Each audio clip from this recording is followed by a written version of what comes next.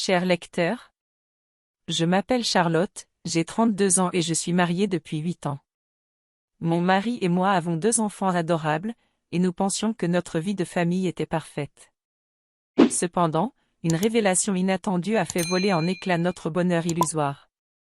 Il y a quelques mois, mon mari est rentré à la maison avec 2 petites filles, prétendant qu'elles étaient les cousines de sa défunte sœur. Il m'a expliqué que leur père était décédé et que leur mère ne pouvait plus s'occuper d'elles. Profondément touché par leur situation, j'ai accueilli ces 2 enfants dans notre foyer avec amour et compassion. Je les ai traités comme mes propres filles, ignorant totalement la vérité qui allait bouleverser ma vie. Pendant nos vacances, nous avons décidé de rendre visite à ma belle-mère, qui habite dans une autre ville. C'est là que tout a basculé.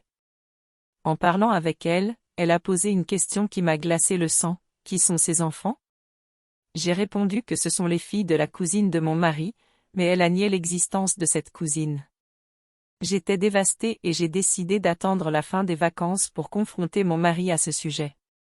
Le lendemain, j'ai surpris les 2 petites filles en train de discuter entre elles de leur véritable maman. Mon cœur s'est serré et j'ai pris une décision qui allait changer ma vie à jamais: j'ai confronté mon mari à la vérité.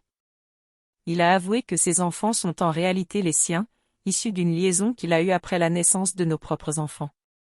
Leur mère, qui poursuivait des études en esthétique depuis 3 ans, n'avait pas les moyens de les élever seule et mon mari a eu l'idée de me les confier en prétendant qu'elles étaient ses cousines. La nouvelle m'a laissé sans voix, déchirée entre la trahison de mon mari et l'amour que je ressens pour ces 2 petites filles qui sont désormais une partie intégrante de ma vie. Je me retrouve face à un dilemme déchirant: dois-je sacrifier mon mariage pour préserver ma propre intégrité ou continuer à soutenir ces enfants qui ont besoin de moi? Cher lecteur, je suis perdue et je vous demande conseil. Dans une situation aussi complexe, quelle décision prendriez-vous à ma place?